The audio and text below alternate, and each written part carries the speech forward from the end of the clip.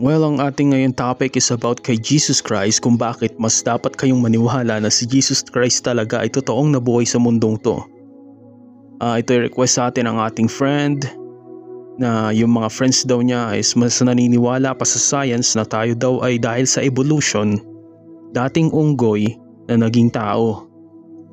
Okay, so magbibigay ako ng ilan sa mga explanation kung bakit kahit sa science hindi nila kayang ipaliwanag itong mga nadidiscover nilang to.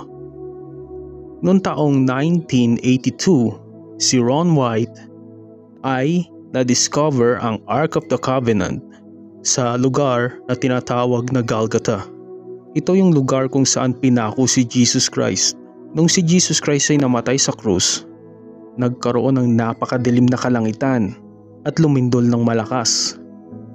At dahil doon, yung mga tao is nataranta. Inutusan ng isang kawal na tusukin si Jesus Christ sa tagiliran para makasiguradong ito ay patay na. At nung tinusok ito, kitang-kita kung paano lumabas sa katawan ni Jesus Christ ang tubig at dugo na magkahiwalay. Noong mga panahong yun is wala pa silang paliwanag kung paano ito nangyari. Pero dahil sa modern age natin ngayon at sa technology at science, napatunayan na kung hihiwain mo ang iyong sarili at lalabas ang dugo umihiwalay sa tubig, malinaw na sign yan na ikaw ay patay na. Massive heart failure, separation of the watery serum from the clotted blood. So, yan ang isa sa mga evidence, patay na siya nung tinusok siya ng kawal sa tagiliran.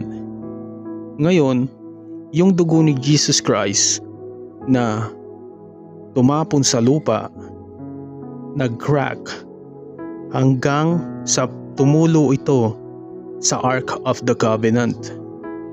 Ano ba yung Ark of the Covenant? Well, yung Ark of the Covenant, ito yung pinaglalagyan ng 10 Commandments na binigay ni God kay Moses. Ang sabi, para matupad ang nasa propesiya, kailangan ng dugo ng sacrificial lamb. Yun ay si Jesus Christ. Yan ang isa sa mga reason. Well, pinag-aralan ito ng mga scientists at na-discover nila na ang dugo sa kabila ng napakahabang panahon is buhay pa rin hanggang ngayon. At meron pa silang isa pang nadiskubre. Tayo bilang tao is binubuo tayo ng 46 chromosomes. 23 sa mother, 23 sa father. Kay Jesus Christ is 24 lang.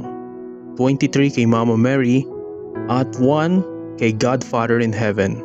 Ito yung mga bagay na hindi maipaliwanag ng science. Paano nagkaroon ng 24 chromosomes si Jesus Christ? Siya lang ang may ganong klaseng dugo. Ngayon punta naman tayo sa psychology. Si Jesus Christ nung nandito sa mundo is gumawa siya ng napakaraming himala. Nagpagaling siya ng bulag, nagpagaling siya ng mga may sakit, nagpalakad ng mga hindi makalakad, bumuhay din siya ng patay, si Lazarus. At ang pinaka malupit na ginawa niyang himala is siya ay namatay at nabuhay muli. Maraming tao ang nakakita kay Jesus Christ na siya ay nabuhay. Nung siya ay nabuhay, yung mga apostol niya hindi naniniwala nung sinabi ng mga kababaihan na buhay si Jesus Christ.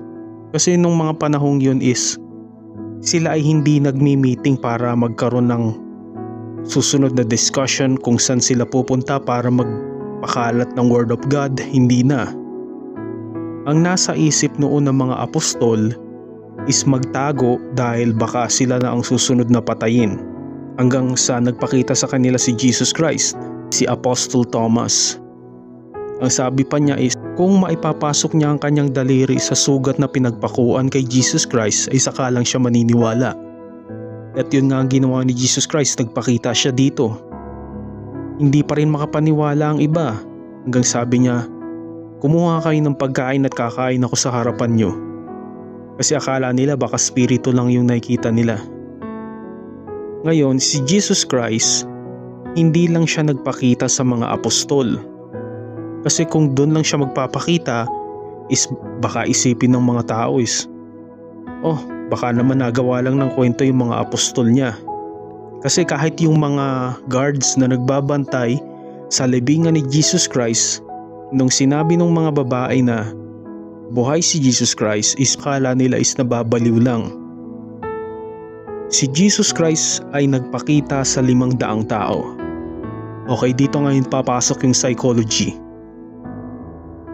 Ang sabi sa psychology, walang taong nakahandang mamatay para sa kasinungalingan. Kung sila ay nagsisinungaling, bakit sila mamamatay para dun? 500 na tao yun. Ibig sabihin, kung sila is siraulo, sobrang dami naman nun. Hindi pa natin dinadagdag yung mga nakakita sa himala ni Jesus Christ nung siya ay nagpapagaling ng tao o nagpapalayas ng demonyo. Ngayon, ito ang patunay na si Jesus Christ ay totoong nabuhay sa mundo. Para sa iba pang mga proof na kung bakit dapat tayong magbasa ng Bible at magkaroon ng faith sa Kanya, meron akong video na ilalagay ko na lang rin sa description o kaya sa comments para malaman nyo kung ano ang pinagmulan ng Bible.